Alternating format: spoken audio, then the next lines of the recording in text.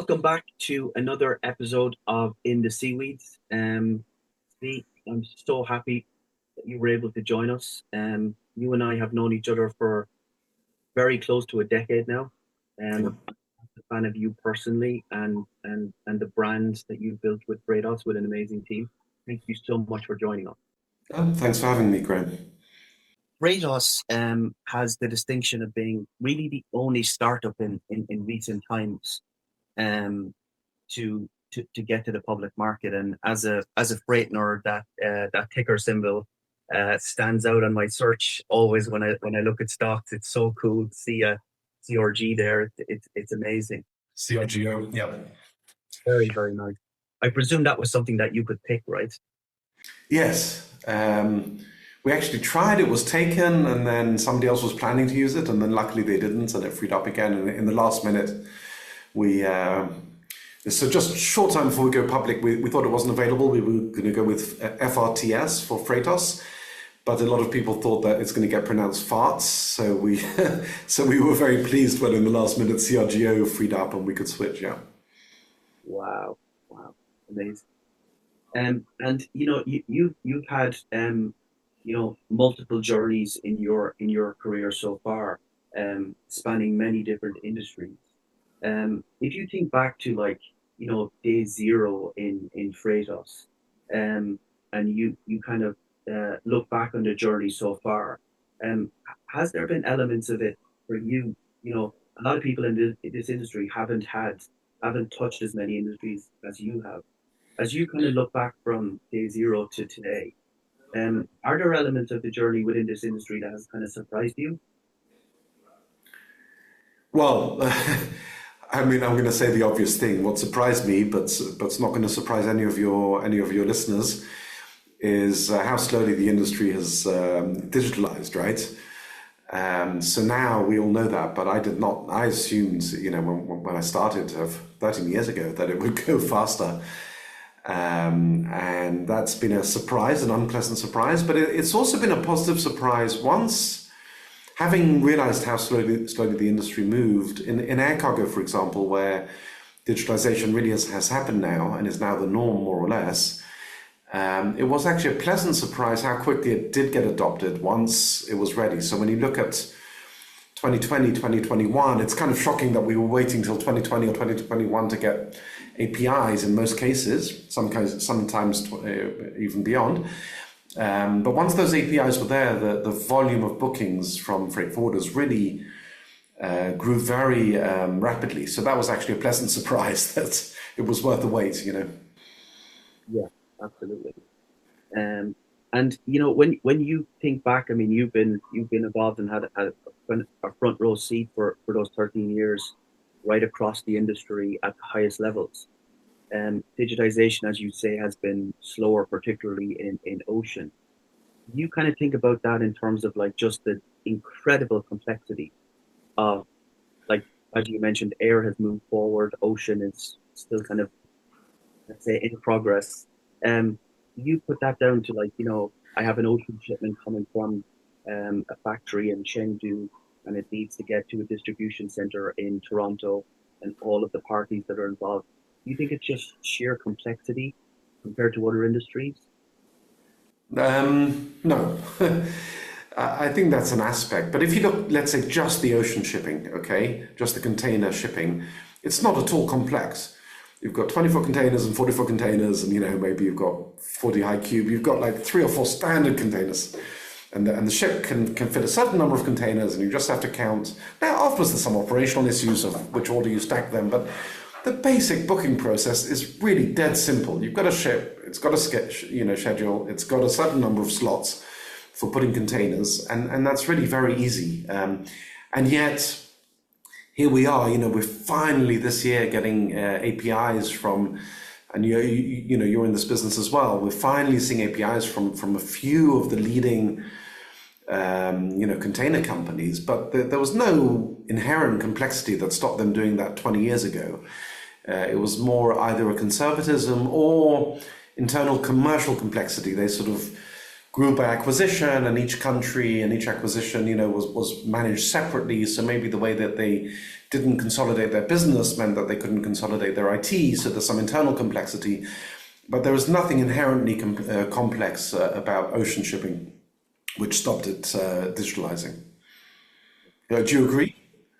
Yeah, absolutely. I do agree. It's just something that, a lot of people outside the industry talk to me about as well. They'll often ask me, why has it been slower compared to other industries?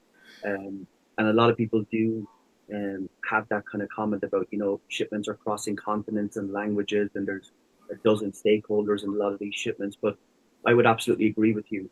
When you look at the world we live in today and what AI and LLMs can do, or, we're now able to reuse rockets and re-land them. Yeah, Like right. we live in a world And of complexity and everything. And to your point, I don't think a lot of it is kind of driven in like sheer complexity. I think there's a lot of reasons.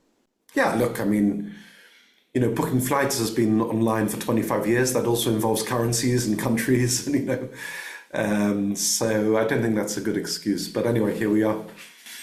And on the airline side, Zvi, do you think that because it was amazing in that terrible COVID era to see the pace, particularly you guys were working at compared to everybody else, but the pace of actually, when the APIs were available to how fast you guys deployed them and helped the industry move forward, and now you've got huge adoption from the freight forwarders, as you mentioned. Do you think that, airlines had, let's say, an unfair advantage because they had the kind of technical chops in-house on the passenger side with dynamic pricing for decades? Well, I think you're asking me two things. One is that whether COVID had a big role, and two, whether the airlines, because they were digitalized on the passenger side. I think COVID was not a decisive factor. I think it gave it a push. But if you asked me in November '99, before I'd heard of COVID, November 2019, sorry, before I heard of COVID, we already knew that 2020 would be the year because we already had three major airlines connected pre-COVID. We were doing publicity around that, and we had a pipeline of more airlines who were planning to connect in 2020 regardless. So this digital air cargo revolution was going to happen with COVID or not. COVID gave it an extra push, for sure. And to your second part of your question, did the airlines have an unfair advantage? Apparently not. I mean, apparently they were quite happy for 20 years to have APIs for, and not just 20 years. I mean, I always like to remind people, Sabre, American Airlines started Sabre in 1963. So the passenger part of the airline, the first digital, they didn't call it digital in those days, but the first electronic booking of a passenger on an aircraft was in the 60s.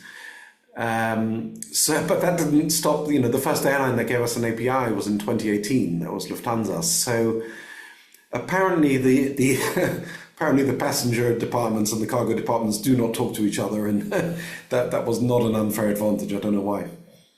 Yeah, absolutely.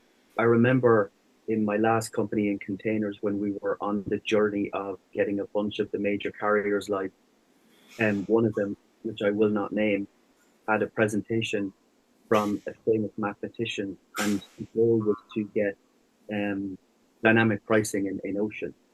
And his presentation was, I thought was going to be incredibly complex, and we came in with six buckets, like the buckets and spades that you would have going to the beach. And he put the buckets down, and everybody was fascinated. And he said, you know, when you think about dynamic pricing, it literally evolves around those six buckets, and prices go up when this bucket fills up. And then when that bucket's not filled, 72, 96 hours before departure, it drives this price back down. It was very interesting to see, again, to your point, just how long the kind of the technology has been there on the passenger side. So it's amazing to see it on the cargo side. Thank you guys. Yeah. Um, take just to kind of go back a little bit, so you're kind of going back to your younger years when you were studying, kind of looking to build a career and think about what you wanted to do. Where were you then? Like, did you have a kind of specific, like, I want to be X or Y, I want to build a business? How did you kind of start off? No, I wouldn't say that I knew that. I was studying physics at one point and thought I might actually have an academic career in physics. I love physics. And then I started as a software. I like coding software. I mean, I started writing software when I was 8 years old. It's sort of a passion. So then I sort of got a job as a software engineer without any clear plan. But quite quickly, within the first couple of years as a software engineer, I started thinking about the business side, and there's some entrepreneurship in my family, and so it didn't take me long to decide that I wanted to actually be an entrepreneur. Yeah. Um, Super interesting. And, a lot of times I find that, I remember years ago we were talking and, you were still deploying code and you were building the product yourself. One thing that I get asked a lot from kind of engineers is a lot of engineers find it very difficult to go from kind of the computer screen to kind of having conversations with customers. Um, is that a natural skill that you just have or you don't have, or is it something that you can kind of build up over time? Well, first of all, you said when I was still writing code. That I don't want that to imply that I don't still write code. I still write code. Um, but Wow. to your question, well, back when that was my main job, I guess. Um, well, I think it's both. I think, like most things in life, right? There's some natural talent at talking to customers, and it's something you can learn and improve. It's a mixture of both. But something which always stuck with me very early on when I was still an engineer, but I was also a little bit helping the company I worked for with sales as well. And the CEO of the company, well, it was a medium-sized company, but the CEO of the company talked to me once and said, "What's you're meeting customers now. Do you know how you sell to a customer?" And I was like, "Yeah, you tell them how great your product is." And he said, "No, you don't. You listen to them, and then you try to tell them how your product can solve their problem. But it's much more about listening." And there's the stereotype of salespeople are having the gift of the gab and talking well, but really sales is more about listening than talking. And so I give that as an example of something which wasn't natural to me from the beginning, but I learned it very early on because someone taught that to me and it resonated, and I've tried to remember that. Yeah. And speaking about kind of soft skills, things that you kind of have in you from your childhood or kind of just your particular mindset, when people get to me about you, one of the first things almost everyone says is just how grounded you are. Um, I was at a conference a few years ago and somebody wouldn't believe me that I was pointing to you. They said that is not, the CEO of Freightos. He would have like 4 or 5 people around him and very, I've seen people ask you questions at conferences and stop you and you're very kind with your time. Um, that's not exactly standard in the industry. There are a lot of people with much smaller companies that have egos and do have kind of things around them. Is that like, is that kind of like, do you think that's a personal trait? Like where people kind of get a little bit carried away with themselves, like keeping yourself grounded, is that kind of easy, natural? Well, first of all, I appreciate the kind comment, especially from you. You're also a accomplished and humble person, so uh, so appreciate the comment. Yeah, I mean that's natural. It never occurred never occurred to me to have an office and a secretary or an entourage, or I can't say I ever missed those things in any way whatsoever. So yeah, that's just a natural preference. I don't like sort of. I try to let my achievements, talk for themselves, or not talk for themselves, and not try to create trappings around. That's just a natural preference. Of course, we all have some ego, and we all fall for that occasionally. I can't say any of us are completely devoid of ego, but I was never one for having those kind of trappings around me. And I don't also think that I'm so important that I deserve them. But even if I were, I don't think I'd want them. Yeah. And changing gears a little bit again, Svi, one of the most brilliant parts of your journey, in my view, has been your acquisition strategy over almost the lifetime of Freightos. Um, Actually, fun fact, containers was almost one. Uh, in my last business, we had some great conversations. So I can tell you that, having been acquired afterwards and having 4 offers from some of the biggest brands in the world, your process, the way you assembled your team, the way you looked at deals was really, really well thought out and was ahead of a lot of them. How do you think about acquisitions, um, as a process? Yeah, I mean, acquisitions are on the one hand, it's a shortcut, right? You can acquire a product and a team and a customer set in an inorganic way, so it's an important shortcut. But they're also very tough. I mean, we some of the acquisitions we made, 4 or 5 years ago, we haven't fully integrated the software stacks, and we're still maintaining legacy code, and it's a lot harder than you think every time. So it's a tricky process, and because of that, we only do it when there's a really good fit and a really good deal. We don't have a strategy of growing by acquisition, but we do have some companies we'd like to acquire, and then if the stars line up and the price is attractive, then we ready to pounce, and we've done it now fairly successfully with challenges, but fairly successfully about 4 times. But we're not depending on that. So it's a mixture of it's got to be a strategic fit, and there's got to be an opportunistic time where the price is attractive or the circumstances line up. So it's kind of a mixture of strategy and pure opportunism.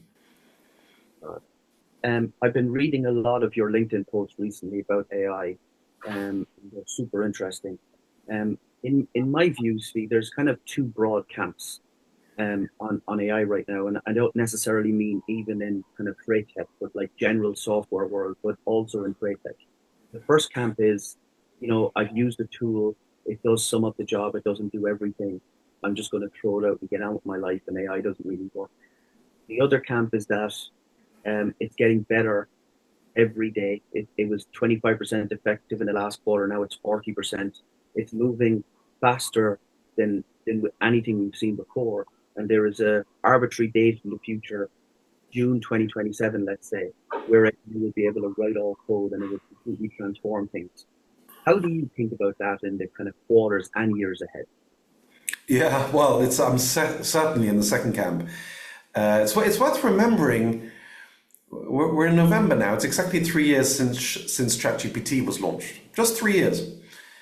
Most of your listeners hadn't heard of AI 3 years ago today, and they heard of it for the first time maybe in the weeks at the end of 2022, sorry, or going into 2023. So I mean, just think if you remember, ChatGPT, based on 3.5, it wasn't that it was magical because it was new, but you couldn't do anything useful with it, And fast forward to today, most people in a company are using AI. It can't do their job yet, so it's not threatening their job, but it's certainly taking away some tasks or making some tasks quicker. And like you said, Graham, I mean, it's getting better every single month, substantially. And sometimes on my commute, I listen to the AI Daily podcast. There's news virtually every day, or new product releases virtually every day. And it's a daily podcast, So now when you look at, I just gave this talk, actually, I just put it on LinkedIn today. I gave a talk at Google earlier for some Google directors earlier this week. And I showed them the exponential growth graphs of the last 3 years or more than 3 years. It is growing very rapidly and absolutely exponentially. Some of the parameters are growing 10x a year. It makes more, eclipsing Moore's law and other exponential growth that we've experienced. So yeah, this is going to. There is undoubtedly. You mentioned 2027, 2028. Based on the trends I see, yeah, probably by 2027, 2028, it's like really revolutionizing our economy and threatening the structure of our society. Latest, I think. By the end of this decade, the world's going to look very, very different. Yeah. Wow, so interesting. Because on one side, I had a conversation with some of the team this week, and we talked about again, just how fast this is moving, and we're not used to this. If you look back to the way kind of mobile and the internet came about, we needed a lot of infrastructure to be built to make that happen. Like the infrastructure, i.e., NVIDIA chips, have just been consumed the moment that they're plugged into a data center. Like the demand is there already, unlike.com. But then on the other side of that, one of our sales team had a great meeting with a Fortune 100 brand last week, and they were saying these amazing things like, "Oh, the software is X, Y, and Z," and then literally without skipping a beat, he said, "Our contract is up in November 30th, 2029. So that would obviously be the earliest we could look at changing something like this, to the point of like, enterprise software cycles in general, particularly in this industry, are very, very long. Um, is that where you kind of think about like 2030 kind of onward, that, there's one thing for the technology to advance, but us as humans, how we move are a different pace. Um, yes and no. I think different industries and different people are very different in their rate of adoption. And you've got some industries that are regulated, like medicine or driving cars. I mean, there's technology now for self-driving cars, but that's highly regulated. So I think you're right. There's a lag between the technology capability and human adoption and regulatory adoption in regulated industries, for sure. So different industries will be at a different pace in that respect. But still, I mean, if you look at an industry like ours, yeah, the carriers are slow, but to replacing software engineers, giving software engineers, tools so that they can vibe code is quick. And one of the threats, I mean, opportunities, but also threats to our society, is replacing a software engineer with a AI once it's ready, which could be not that far away, is something which can happen very quickly. So I think that's right. I think, yeah, when I say 2027, 2028, I think we could around then have an AI which is capable of doing most human jobs, and it might be, we don't know, it could be 2029 or 2030, but the best trends I can see, it's probably by 2028.